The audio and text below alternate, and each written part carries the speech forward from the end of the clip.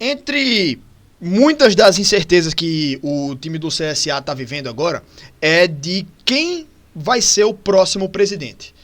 E aí surgem diversas suposições, diversas informações de bastidores, né, e diversas pessoas indicando, diversas indicações de próximos presidentes. Mas o que eu quero trazer aqui é uma conversa mais geral. Não sobre o CSA, mas sobre os clubes, de uma maneira geral, tá certo? E aí, sobre o clube precisar de um presidente rico para botar dinheiro do bolso dele no clube, se o clube precisar, certo? Vamos fazer esse bate-papo aqui agora, entre a gente?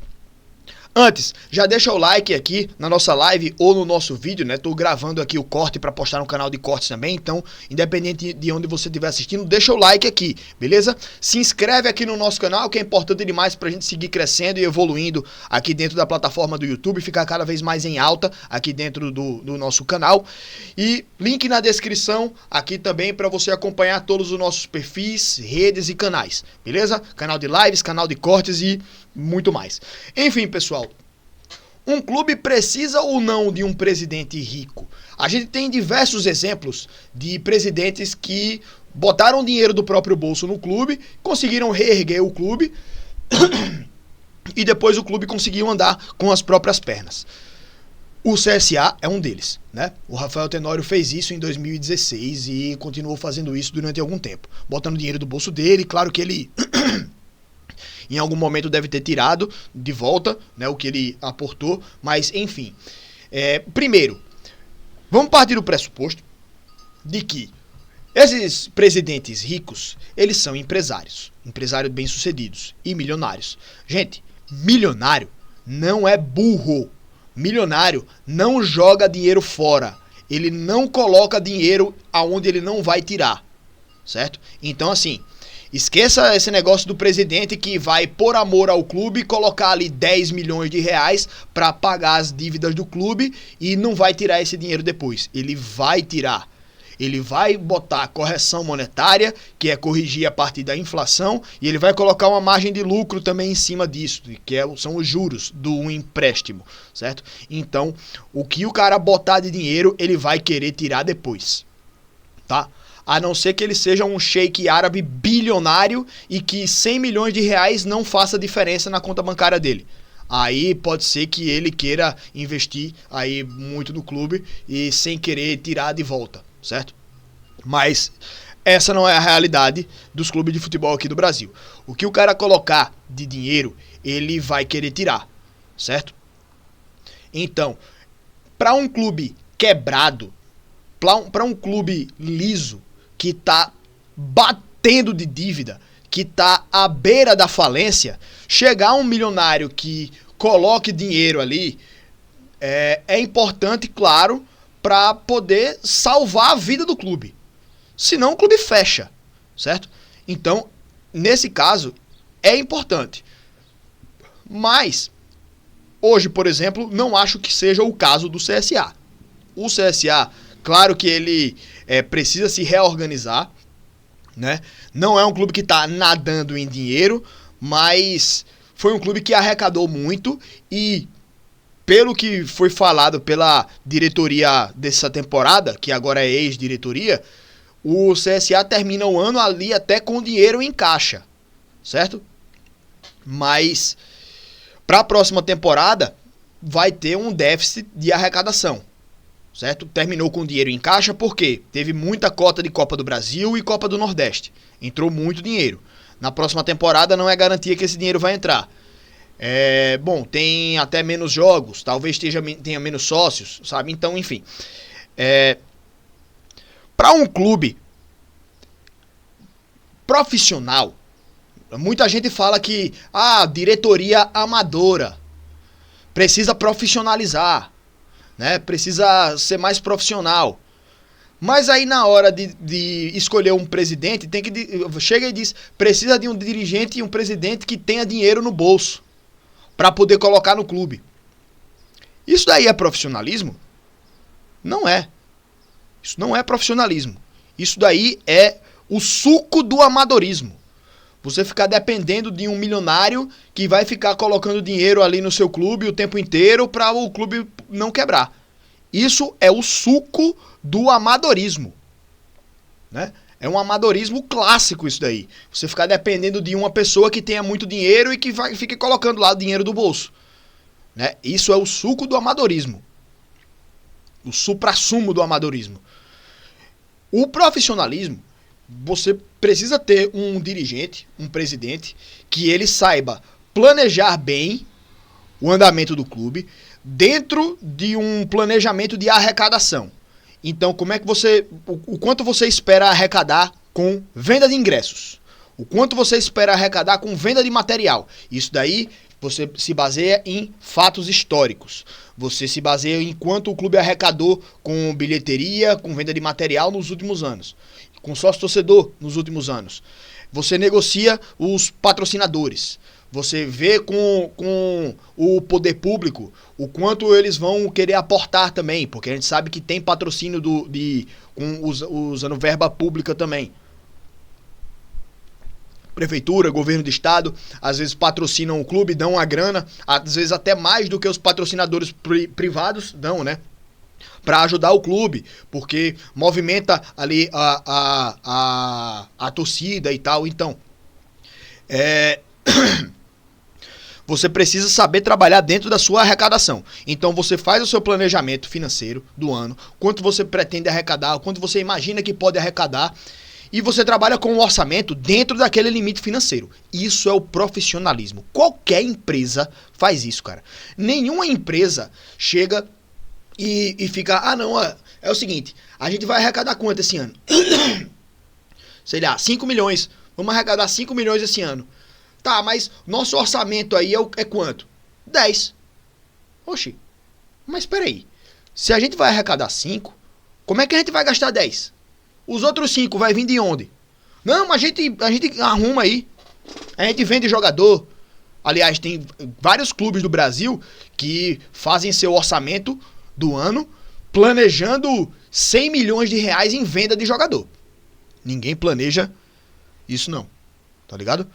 Eu lembro uma época, o São Paulo era assim, se não me engano, o orçamento do clube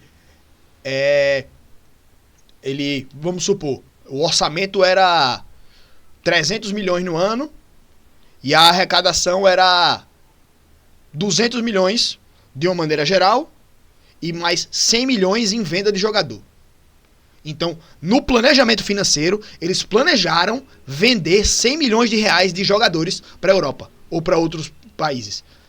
Velho, como é que você se planeja dentro de uma proposta que você nem sabe se vai chegar?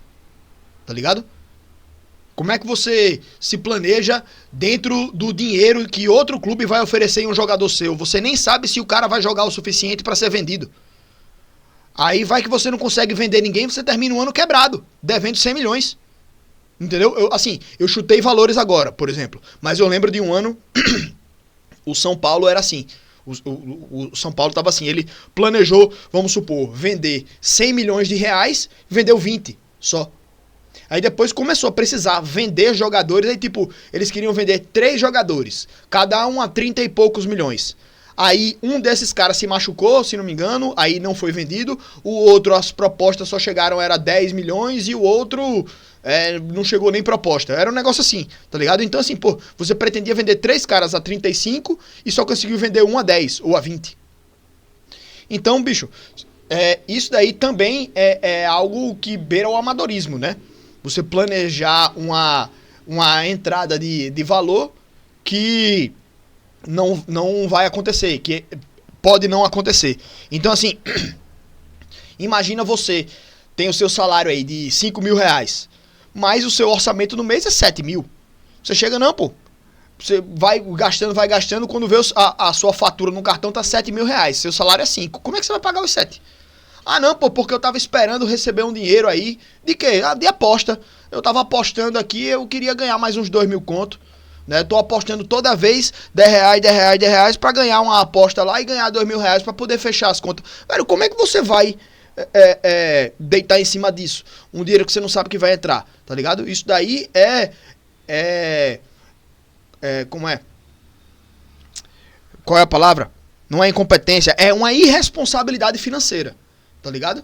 Isso daí, em um clube profissional, por exemplo, um departamento financeiro ali, de planejamento financeiro profissional, ele é punido por isso. Mas a gente fica nesse amadorismo completo de uma diretoria que acha que o dinheiro vai cair, vai pingar a qualquer momento, né? E, por exemplo, nesse caso aí, muita gente fica dizendo, precisa de um presidente rico, porque na hora que o salário for atrasar, o presidente tem dinheiro pra manter em dia. Velho, mas por que deixou faltar dinheiro? Isso é uma incompetência, isso é amadorismo, isso é uma irresponsabilidade administrativa. Tá ligado? Então, assim, é uma incongruência você falar em que precisa de um presidente rico pra ter dinheiro, porque na hora que faltar o dinheiro ele coloca do bolso, e você exigir profissionalismo do clube. São dois mundos antagônicos, tá ligado? Mas a galera quer os dois ao mesmo tempo. Quer um clube profissional que depende de um milionário pra botar dinheiro do bolso dele, tá ligado? Isso é uma incongruência, é um antagonismo, né? Não existe isso. Então, assim, não exijo um presidente milionário. Se quiser chegar um milionário aí pra apoiar o CSA, talvez, tudo bem, seja bem-vindo. Mas o primordial de tudo é que seja um profissional que profissionalize o clube e que saiba fazer o clube andar com as próprias pernas. O clube não pode ficar dependendo de uma pessoa só, tá? Esse é o ponto principal de um clube de futebol.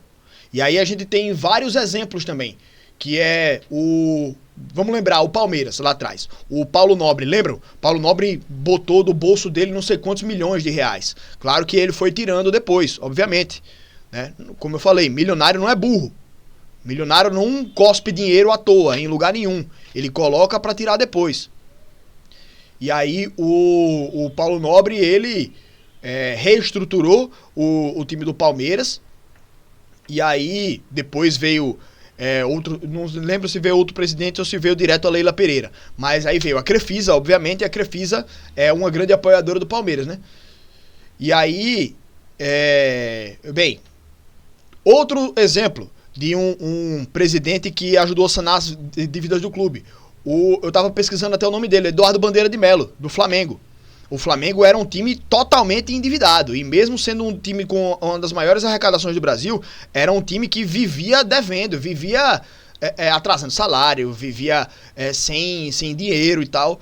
E o Eduardo Bandeira de Melo, ele não tinha dinheiro e ele conseguiu organizar o time do Flamengo, financeiramente e estruturalmente, entendeu? Então assim, cara, pra você organizar um clube, você não precisa ser milionário.